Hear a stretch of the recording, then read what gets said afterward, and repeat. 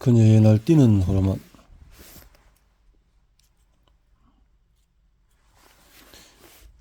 인간의 뇌의 성차와 행동이 연계성에 관해서 모든 논리에서 자주 나오는 질문이 있다. 호르몬은 어떠한가? 행동의 성차가 뇌에 작용 못지않게 이 화학적인 전달자의 작용과 연관이 있다는 믿음은 우리의 기술적 흥미, 능력에 대한 대중생활학적인 설명에 확고하게 자리 잡고 있다. 남자의 재정적인 성공과 리더십 기술, 공격성, 심지어 물러난 성생활은 그들의 높은 테스토스테론 수치 탓으로 여겨진데 반해 여자의 양력 기술, 훌륭한 생일 기억력, 바느질 재능은 그들의 에스트로겐 수치에 달려 있는 듯하다. 사실 호르몬이 내의 성차를 직접 책임진다고 주장된다. 출생 전에 테스토스테론에 노출되지 있느냐 없느냐에 따라서 남성과 여성의 갈림길에서 뇌 발달이 다르게 설정된다는 것이다. 20세기 초에 최초의 호르몬이 발견되면서 행동의 과학적인 통계로 관심이 집중되자 연구자들은 생리샘 분비샘을 측정하고 조정하여 이것이 샘 소유자의 행동에 어떻게 영향을 미치는지 알아보자 했다.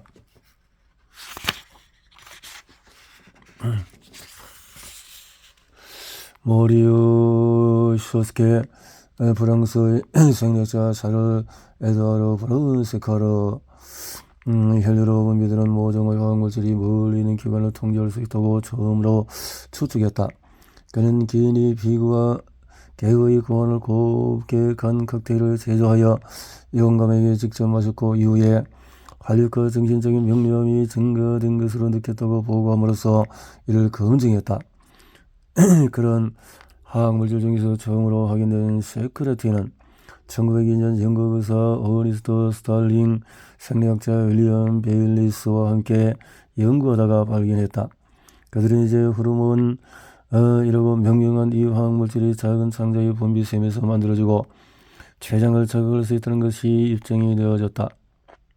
다양한 동물의 고환을 이식한 효과는 18세기부터 연구되어 왔지만은 생식의 발달을 결정하고 번식을 행동을 조절하는 호르몬인 안드로겐, 에스트로겐, 프로게스테론은 1920년대 말과 30년대 초에 확인이 되었다. 마찬가지로 월경과 관련된 여성 특유의 분비물이 존재함을 암시하는 사실로서 난소 저조물이 안전 홍조 치료에 효과적이라는 것도 19세기 말에 이미 밝혀졌다. 주요 안드로겐인 테스토스테론은 황소 고환에서 분리한 1935년에 명명이 되었다. 테스토스테론을 발견한 화학 교수 프레드 코크는 거세한 수탈 또는 지역에서 이 호르몬을 주입하면 수컷다움을 찾을 수 있다는 것을 보여주었다. 이른바 여성 호르몬에 대해서는 난소에서 생성된 분비물이 비인간 암컷에게 주기적인 성적 활동을 유발한다는 사실이 1906년에 밝혀져 있었다. 이것은 에스트로겐으로 명명이 되었는데 의원은 그리스 오이스트로 미친 욕망과 개난 생산하다. 따라서 명명한 과학자 젠더도 짐작할 수 있을 것이다. 1930년대 초에 다양한 에스트로겐, 에스트론, 에스트리올, 에스트라디올이 호르몬으로 분리되고 합성이 되었다. 예컨대 비인간 암컷 동물에게서 사춘기의 개시를 유도하고 수컷 지역에서 암컷 같은 성적 행동을 유도할 수 있는 것으로 밝혀졌다. 한 가지 유의할 점이 있다. 안드로겐은 남성 호르몬으로 에스트로겐과 프로게스테로겐 여성 호르몬으로 기술되더라도 이것들은 남성과 여성 우리 모두에게 똑같이 발견된다. 초기에는 남자에게서 발견되는 에스트로겐이 실은 그들의 먹은 쌀과 고구마에서 나온다는 의견도 있었다. 따라서 짐작컨대 그 분야는 에스트로겐의 부정적인 측면에 대해 여자에게서 발견되는 천년불변의 형태만을 마음껏 다할 수 있었을 것이다. 남자와 여자 사이에서 달라지는 점은 각각의 수치이다. 테스토스테론의 범위는 자연히 여자보다 남자가 일반적으로 더 높고 에스트로겐은 남자보다도 여자가 더 높다. 하지만 호르몬과 관련된 행동의 성차를 설명하고자 한다면 이 이중소유권을 명심할 가치가 있다. 초기의 연구가 그랬듯이 이 새로이 발견된 화학적인 행동조절 수단도 성차가 어떻게 연관되는지 알아보려는 열의가 있었다. 특히 성호르몬 는 비인간 동물의 행동 중에서 차별화된 측면, 즉 번식에서 암수가 담당하는 서로 다른 역할과 분명하게 연관되었기 때문이다. 하지만 인간을 대상으로 그것을 어떻게 조사할까? 정소 또는 난소의 분비물을 섭취하는 영웅적인 행위는 점검을 탐색해서 유용성에 다소 한계가 있다고 금세 인정이 되었다. 수컷질을 일찍이 거세한 다음에 에스트로겐을 주입한 효과에 해당하는 것을 인간에게서 찾아내기도 까다로울 터였다. 게다가 행동의 어떤 측면을 조사해야 했을까? 만약에 성취도가 높은 인간 수컷과 정서적으로 불안한 인간한 것이 우등한 존재와 열등한 존재로 대비되는 요즘의 사회적인 현상을 설명하는 것이 당신의 관심사라면 양성의 번식 습관을 비교하는 작전은 당신이 바라는 만큼 정치적으로 흥미로운 사실을 드러내지는 않을 것이다. 관심은 여자의 근본적인 불합리성과 정서적인 불안정이 오르락내리락 하는 것으로 유명한 그 월주기에 집중되었다. 그 주제에 관한 사람이라는 입장에서 살펴봤듯이 19세기 남성 전문가들이 너무도 열정적으로 상소해둔 터였다. 월경적인 심술 긋고 변덕스럽다던데 사실인가? 월경적인 동안의 여자의 행동 변화를 추적하는 것은 그런 데이터에 인기 있는 출처였다. 1960년과 70년대 활동한 영국의 내부미학자 캐서리와 돌트는 다수의 신체적인 행동 관련 증상을 함께 묶고 월경 전기에 확실하게 연계시키고 분명한 생물학적인 원인은 호르몬 불균형이라고 밝힘으로써 실제로 PMS의 의학적인 증후군의 정체성을 부여했다. PMS는 서양 문화에서 널리 인정되는 현상이 되었다. 월경이 시작되기 며칠 전에 부정적인 기분, 학교나 직장에서의 저조한 성과, 인지 능력의 총체적인 저하, 사고율 증가의 극적인 분출과 관련이 있다고 한다. 미국에서는 여성의 80%가 정서적인 신체적인 월경전 증상을 경험하는 것으로 추정이 된다. PMS는 대중문화에서 확고부동하게 자리를 잡았다. 우리는 대중문화에서 지옥 같은 주관을 겪는 통제불능의 여자들을 통해 월경전 광란과 호르몬 롤러코스터에 관한 여론을 찾아볼 수 있다. 흥미롭게도 세계보건기구의 설문조사 결과는 월경전기와 관련이 있는 불평의 유행에 문화적인 차이가 있음을 시사한다. 앞에서 보고된 정서적인 변화는 거의 전적으로 서유로 오스트레일리아, 북아메리카에서 발견되는 데 반해 중국 등 동양 문화권 여자는 부정 같은 신체적인 증상에 주목하고 정서적인 문제는 거의 언급하지 않을 가능성이 더 크다. 1970년대에 미국 민주당 국가우선순위위원회 위원이었던 에드거 버먼 박사는 여자는 날뛰는 호르몬으로 인한 불균형 때문에 지도자 위치에 부적합하다고 선언했다. 서양에서 PMS 개념은 너무나도 잘 확립되어 있어서 일정의 자기 청적적인 예언이 될 수 있고 다른 요인에서 기인할 수 있는 사건이 또 설명하거나 비난받는 데 사용이 된다. 하지만 월경 증후 전증후군이란 정확히 뭔가? 그것은 유무는 어떻게 하는가? 그것의 원인은 뭔가? 이런 질문에 대한 답은 간단하지가 않다. 정리에 관해서 이것은 모호하고 다양하다고 알려져 있다. 조사할 행동적인 변화가 어떠한 것인지 합의된 정의는 없는 것 같다. 과민, 불안 등등. 또 무수월경 고충 설문지라는 제목에 명백히 달려있다. 그 설문지는 여자들에게 46가지 증상을 경험한 적이 없다부터 극심하다 또는 부분적으로 무력해진다에 이르기 척도로 평가도록 요구한다.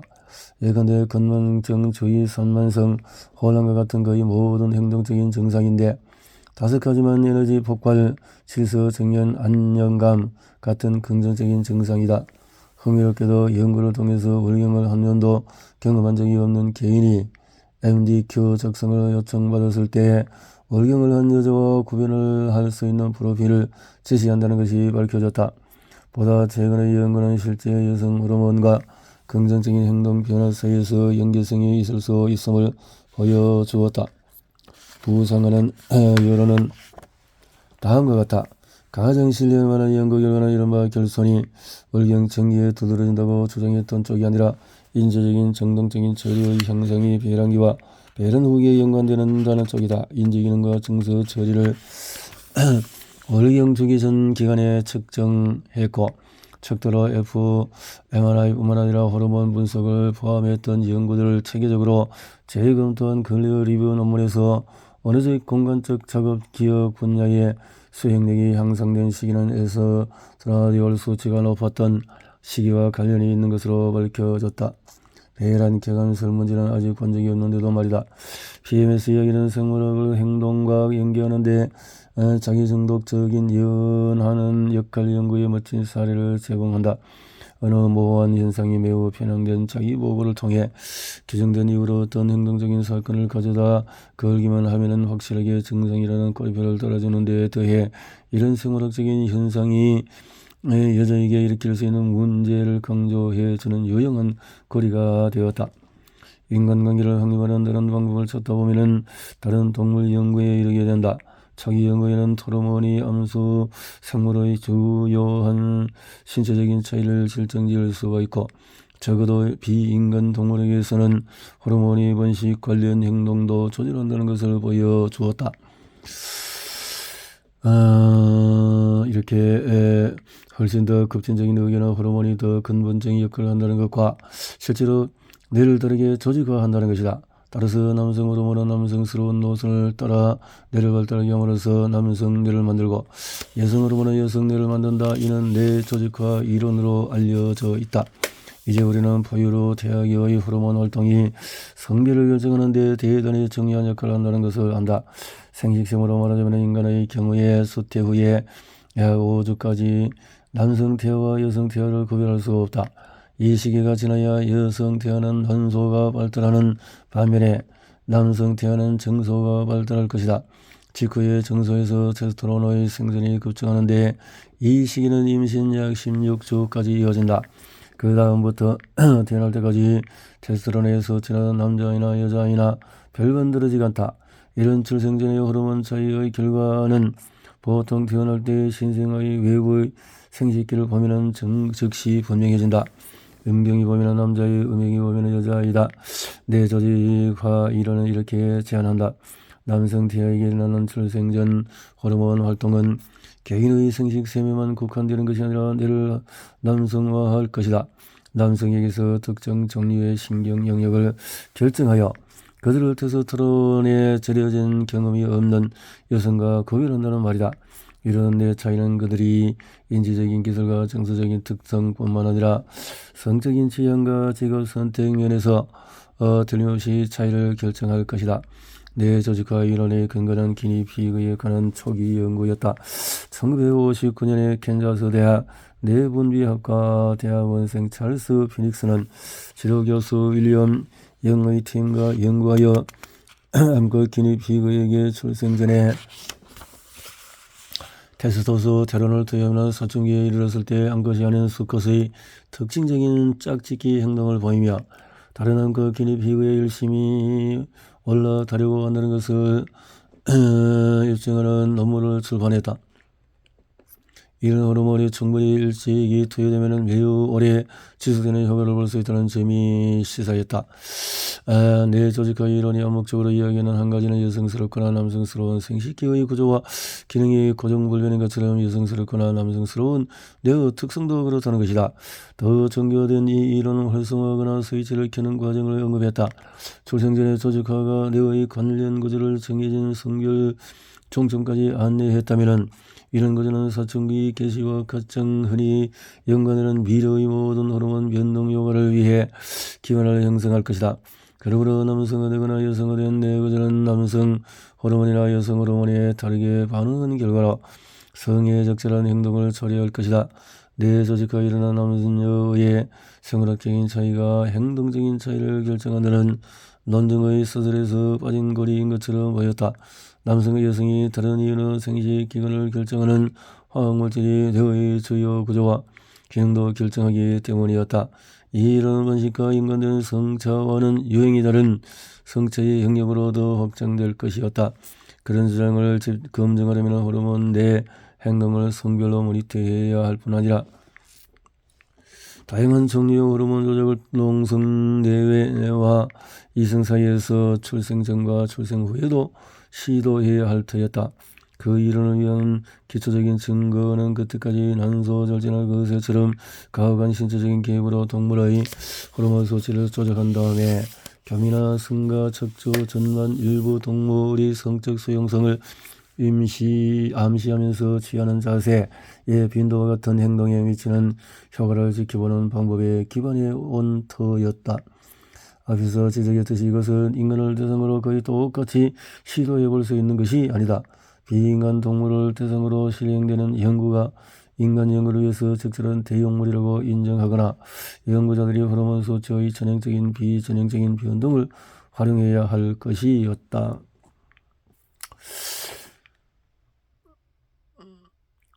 생쥐처럼 사람도 같은 결과를 보이는가? 20세기 전반 생물학자들은 이른바 동물 모델을 사용하는 것이 어울리지 않는다고 보지는 않았다. 모든 표현을 사용하는 모종의 생략적인 등가성이 있다는 가정이 있었고 이는 한 집단에서 다른 집단으로 생물학적인 측정에 관한 결론을 연장하는 것을 정당화할 수 있었다. 행동적인 등가성이라면 좀 더 문제가 될 수 있다고 당신은 생각할지 모른다. 예컨대 지의 미로 학습 행동을 인간 남성의 공간 인지 기술과 동일할 수 있을까? 당시 심리학적인 사전은 행동주의였다. 이 학설은 인간 행동과 비인간 행동 사이의 유사점을 찾는 것이 적절하다는 생각에 기반을 두었다. 행동주의는 분명히 관찰되고 객관적이고 측정되고 기록된 다음 합의된 규칙에 따라서 해석할 수 있는 활동과 사건만 심리학의 소재로 인정할 수 있다고 명시했다. 동물 모델은 행동의 서로 다른 많은 측면을 검증하는 데 사용되었다. 그 범위는 단순한 학습 과정을 넘어서 공간 인지와 같은 고급 인지 기술이나 양력과 같은 사회적인 기술에까지 이르렀다. 이런 이유로 호르몬과 행동의 연계성에 관한 우리의 초기 식견은 대부분 비인간 동물 연구에게서 나왔다. 당신이 성젠더 차를 검증하고 싶은 분야가 성격 특성이나 수학적인 능력 진로 선택이라면 능력이 아닌 흥미라면 젠더 정체성이라면 여기에는 여러 유사 동물 모델도 제시할 수 없다. 우리는 행동적인 척도의 변화량을 호르몬 수치의 변화량과 대조하며 주의 깊게 정량할 능력이 없다. 그러므로 실험실 기반 동물 연구에서 찾아볼 수 있는 종류의 인과적인 주장을 더욱더 조심히 해야 마땅하다는 것은 말할 필요도 없다. 출생 전 여러 호르몬에 노출되는 통상적인 패턴은 상당히 심하게 차질이 생길 수가 있다. 이렇게 간성은 드물지만 태어나자마자 명백한 경우는 대개 태어난 직후부터 계속 의학적인 치료가 필요하다. 그들은 연구자가 교차성 호르몬에 노출된 남성과 여성에게 나타나는 효과를 연구할 수 있게 해주는 일종의 자연 실험이기도 하다. 말가닥 소녀 선천성 부신과 다형성증은 유전적인 효소 결핍으로 발달 중인 아기에게 안드로젠의 가형 생산을 유발한다. 여자의 기가 걸리면 생식기가 모여지기 때문에 흔히 태어나자마자 확인할 수 있다.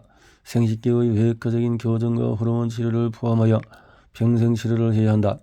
CAH에 걸린 여자의 아이는 대개 여자아이로 길러지며 의학적인 중재를 받는 동시에 가족과 함께 남성화 호르몬에 일찍부터 노출된 효과를 조사하는 연구에 참여해달라는 부탁을 받는 경우가 많다. 그런 연구에서 가장 자주 보고하는 결과 중에 하나는 전두발로 유행화된 놀이에 관한 것이다. 말갈량이라는 용어의 정의는 거칠다, 까분다, 부산하다, 팔팔한 남자아이처럼 행동하는 소녀 같은 기술을 포함하는 경향이 있다. 말갈량이 지수.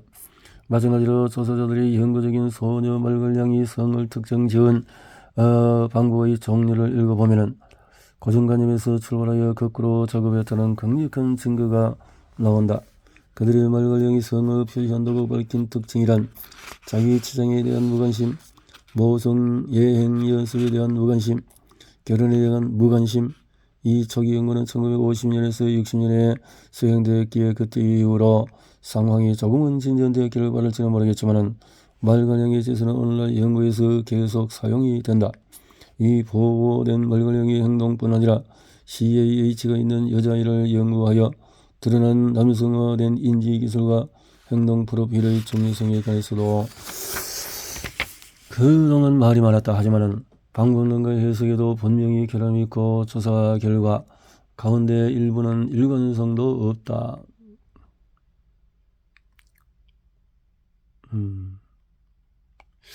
미국 사회학자 리베카 조던 영은 콜ум비아 대학에서 기반을 두고 뇌 조직의 이론을 다룬 조사에 엄청나게 상세한 체계적인 리뷰를 수행해 왔을 뿐만 아니라 CH가 있는 여자아이와 같은 간성인에 대한 조사에 초점을 두었다. 그녀의 작업은 기존의 조사가 이른바 성별 특이적인 행동에 관해 일방적인 생물학적인 설명을 제시하는 데 어떻게 이용되었는지를 분명히 보여준다. 그녀의 주장에 따르면 뇌조직과 이론의 지나친 문자적인 적용은 인간 호르몬과 인간대의 연관성에 대해서 지나치게 단순화 견해를 처리했다. 특히 출생 전 호르몬이 영구적이고 지속적으로 영향을 미친다는 핵심적인 관념은 우리가 더 최근에 이해하게 된 인간대의 가소성과 변형 가능성을 완전히 무시한다. 문제는 데이터가 뇌의 경우는 생식기의 경우만큼 그 모델에 잘 들어맞은 적이 결코 없었다는 점이다. 끔찍한 사고는 조직화 가설에 유리한 증거를 제시할 수 있다. 브루커의 탕과 할로의 피니어스 게이지가 입은 손상이 어느 지평기능 기억에서 점령하는 뇌 역할에 관해 초기 단서를 제공했듯이 남성성이나 여성성이 출생 전에 정해져 그 후에는 아무리 많은 양의 사회화도 이 예정된 노선을 돌릴 수 없는 것이 분명한지 진위를 가리기 위한 탐구에서도 비슷한 종류의 불행한 사건을 연구했다. 1966년에 의사의 포경수술 실수로 음경이 회복될 수 없을 만큼 손상된 생후 7개월 된 남자 아기의 악명 높은 사례가 있다. 약 12개월 후에 부모는 심리학적으로 충고에 따라서 그 아이를 여자아이로 길러야 한다는 데 동의했다. 여기에는 이들의 고환 제거하고 생후 18개월째부터 여성 호르몬을 투여해도 좋다는 내용이 포함되었다. 아이에게 질 성형을 수월하는 성전환 수술도 제의되었지만 부모가 거절했다. 존 머니는 전제를 생물학과 상관없이 부과하거나 학습할 수 있다고 믿었다. 그는 사회화 경험을 충분히 일찍하면 시작하면 적절한 젠더 정체성의 출현을 보장할 수 있다고 확신했다. 존 머니는 출생 테스토스테론의 뇌의 어떤 증거를 했건 간에 단호한 환경적인 입력으로 행동을 재설정할 수 있음을 증명할 수 있다고 믿었다. 이 불운한 남자 아기는 그의 이론을 검증할 완벽한 방법을 제시했다. 특히 그 아기는 일란성 엉덩이 형제가 있어서 이상적인 대조가 가능했다. 존 머니가 아이에게 준 가명에서 이름을 얻은 존 조엔 사례는 당시 성전환 과정의 성공 그리고 젠더와 생물학적인 기본의 독립성을 입증하는 사안 증거로 환영을 받았다. 하지만 1997년에 31살이 된 브렌다는 대중 앞에서 그녀의 다른 버전 이야기를 폭로했다. 그녀는 자신의 젠더 정체성에 관한 혼란과 여자아이라는 것에 대한 불만에 얽매여 스스로 묘사한 것처럼 지극히 불행한 어린 시절을 보낸 것으로 밝혀졌다. 존 머니가 상호작용하면서 브렌다가 여성 정체성을 유지하도록 확실하고자 했다는 충격적인 증거도 있었다. 여기에는 그녀가 성전환 수술을 완전 무결하게 받아야 한다는 반복적인 주장이 포함되어 있었다. 그녀는 14살 때 애초에 성전환되었다는 사실이 밝혀지자마자 어떻게 해서 스스로 생물학적인 성을 회복하고 개명하겠다고 고집하게 되었는지 설명했다. 이제 데이비드 레이머가 된 그는 테스토스테론의 주입을 받고 양쪽 유방을 절제하고 음경을 재건하는 수술을 받았다.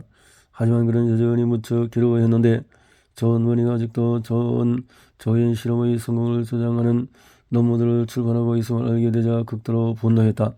2004년 데이브 비드 라이버는 38살에 자살했다.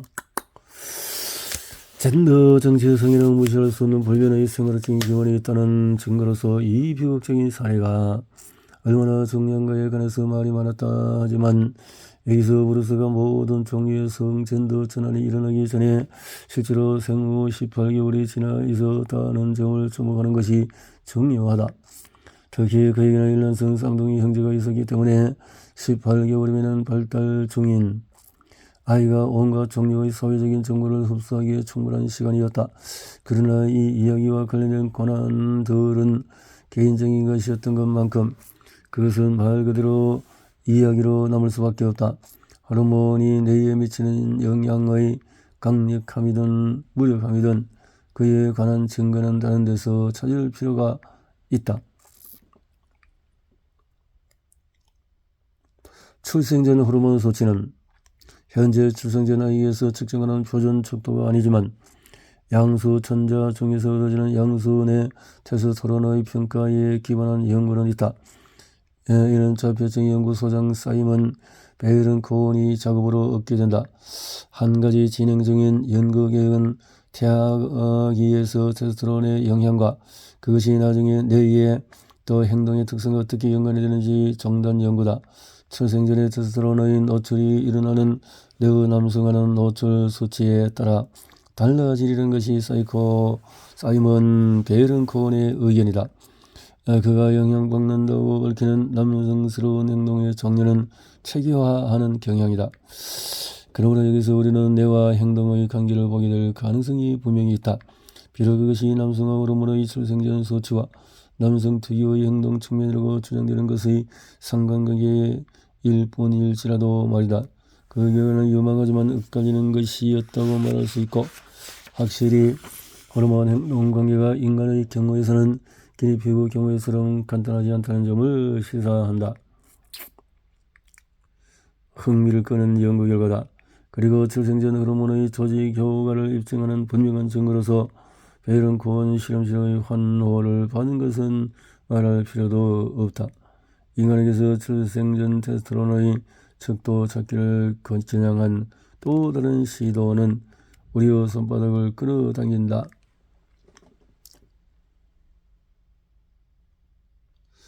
2011년 심리학자 제프라 빌라 세시는 또 코넬 대학에서의 특정 행동의 성차 연구를 분석함으로써 ED4D 척도 사용의 실태에 대해서 대규모 리뷰를 수행했다. 특정 행동이란 구체적으로 수학, 컴퓨터, 공학, 과학 과목과 연관되는 능력 및 선호도 얻게 되는 행동이었다. 그들의 종합적인 요약은 무수한 비일관성, 대체에 가능한 설명, 명백한 모순을 가리켰다. 한 가지 주요 쟁점은 이 손가락 척도가 출생 전에 테스토스테론의 정확한 대용물로서 지닌 타당성이었는데 이유는 대부분 비약 증거에 일관성이 없어서였다.